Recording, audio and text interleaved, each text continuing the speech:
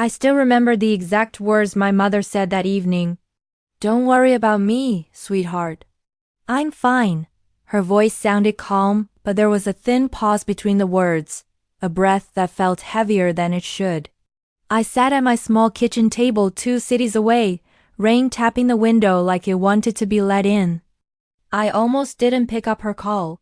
I had emails open, dinner half-cooked, a to-do list that never seemed to end. But something in me reached for the phone anyway. We talked about small things at first, the neighbor's cat, the price of tomatoes, the noisy kids on her street. She laughed once, but it was a careful laugh, like someone painting over a crack and hoping the wall will hold. When I asked if she needed anything, she said no too quickly. No, you've done enough. I can manage." I know that voice. It asked the voice she used when I was a child and asked if she was tired after working a double shift. I can manage. Those words had carried a family for years. After 10 minutes, she said she was going to sleep early. Before hanging up, she asked, "You're doing well now, right? You're happy?" I said yes. She breathed out a small soft sound. "Good, that's all that matters. Don't worry about me." I tried to shake off the heaviness and finish my work, but the air felt a little colder. I lay awake and listened to the rain, and her words mixed with the sound. "Don't worry about me." In the morning, a message waited on my phone from our old neighbor, Mrs. Green. "Call me as soon as you can. It's about your mother." My stomach dropped so hard I felt dizzy. When she picked up, her voice had that careful tone people use when they are trying not to scare you. "She fainted last night," she said. "The power went out. She must have been sitting in the dark for hours. We found her this morning and called an ambulance." Everything after that became a blur of keys, door, road, red lights that felt unfair, and prayers I spoke out loud in an empty car.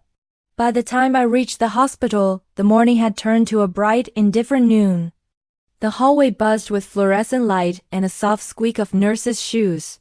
She looked smaller in that bed than I had ever seen her, pale against the white sheets, hair scattered like fine gray threads.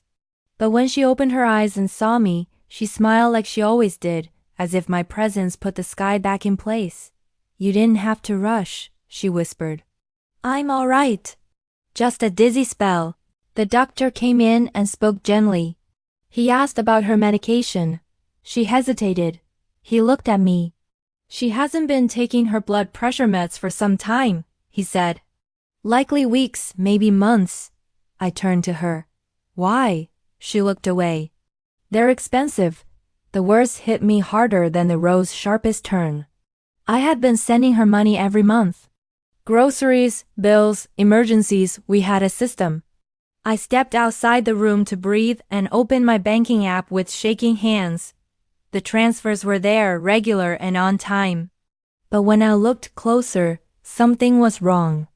Large cash withdrawals right after every transfer. Digital payments to a name I didn't recognize. A second card attached to her account I had never heard about. A thin cold thread pulled tight in my chest. This wasn't random. This was someone. I went back into her room and sat beside her bed. "Mom, can I see your phone?" She looked startled. "My phone? Why?" "I want to make sure no one's tricking you." She paused a heartbeat too long. That pause told me more than any answer. "Who has access to your account?" I asked softly. Her fingers tightened in the blanket. "You don't understand," she said. "Then help me understand." Silence stretched like a thin wire between us. Finally she breathed. "It's your uncle." My uncle. Her younger brother. The charming one with the easy laugh and endless stories. The same man who borrowed with his right hand and promised with his left. She rushed to defend him before I could speak. "He's been having a hard time. He lost his job, he's behind on rent. He said it was just until he got back on his feet. He didn't want to bother you." I stared at the linoleum floor, the scuff marks made by 1,000 silent struggles. "So he's been taking the money I sent to you." She flinched. "He said he'd pay it back. And your medicine?" The words came harsher than I meant. You skipped it so he could have a roof, and you sat in the dark while he promised you sunshine. Tears gathered in her eyes. He's my brother, she whispered. And I'm your son, I shot back, then immediately wished I could pull the words back into my mouth. She turned her face to the window. The rain has started again, thin lines like writing on glass. That night I stayed in the hospital room while she slept, the monitor drawing a patient rhythm in green. At 2 a.m, I took her phone and opened the messages. They were all there, like receipts of guilt. Thanks, sis. Promise I'll return it. Can you send again? Don't tell him, he'll misunderstand. He knew. He knew exactly where the money came from and what it cost. A message from last week made my hands go cold. If you don't send it, I'll cut my power again, please, just this time. The same night she had told me not to worry. The same night she must have sat in the dark alone. In the morning I decided there would be no shouting match in a hospital room. Anger makes people careless. I needed to be careful for her. While she rested, I copied his number and texted him from my phone. Hey, it's me. He replied in less than a minute, bright and easy. Hey kiddo, your mom said you're helping out. You're a good one. My jaw clenched. She mentioned you've had a hard time, I wrote. Anything I should know? He replied too fast again. Just a small loan here and there. Family helps family, right? I took screenshots and deleted the thread, then stood at the window and watched a line of gray cloud move like a slow animal across the sky. This wasn't about money anymore.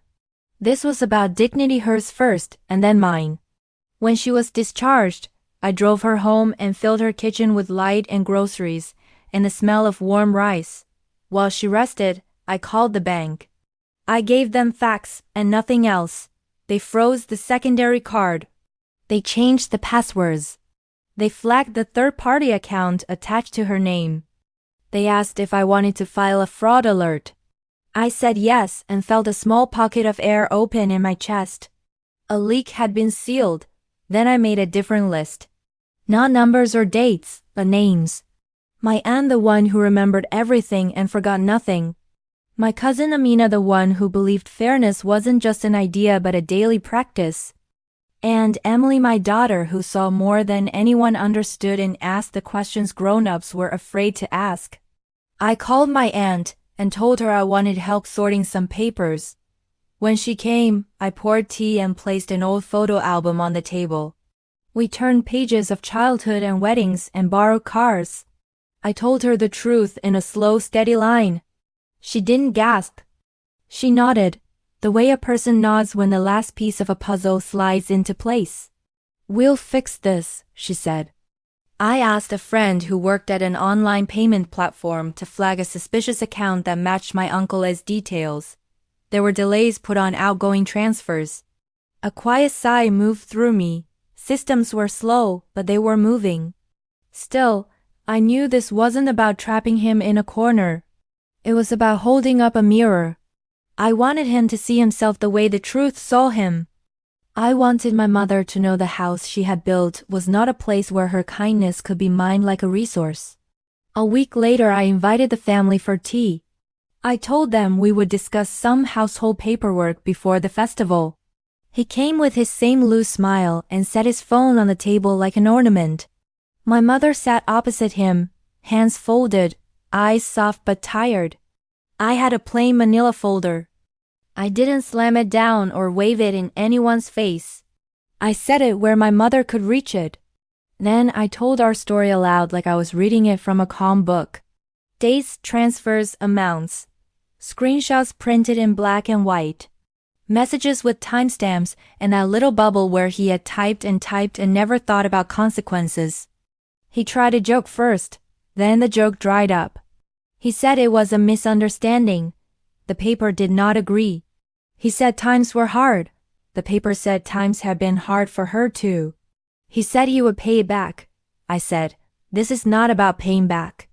It is about never taking again. My mother didn't cry. She looked like someone who had been holding a heavy box for months and finally someone else had taken it from her. Aunts shifted in their chairs. A cousin looked down, ashamed of his earlier laughter. It is strange how quiet a room becomes when a family stops pretending. When I finished, I closed the folder and placed a small envelope on top. Inside was a simple repayment plan, not a threat, not a punishment, just a path. You can use this, I said. Or you can offer your own plan. But understand that the days of invisible borrowing are over. You will not dim her lights again. He stared at the envelope as if it were a small animal that might bite him. He put it in his pocket without a word. That night he didn't stay for dessert. The door closed softly behind him. My mother's shoulders dropped in a way they hadn't in months. She reached for my hand and held it like a steady anchor. Thank you, she breathed, for keeping me safe without breaking him. In the days that followed, small things changed first. He called without asking for money. He asked if she needed bread or milk. He came by with a bag of oranges and fixed a loose hinge. He paid a little, then a little more. Not enough to balance the math, but enough to begin the repair.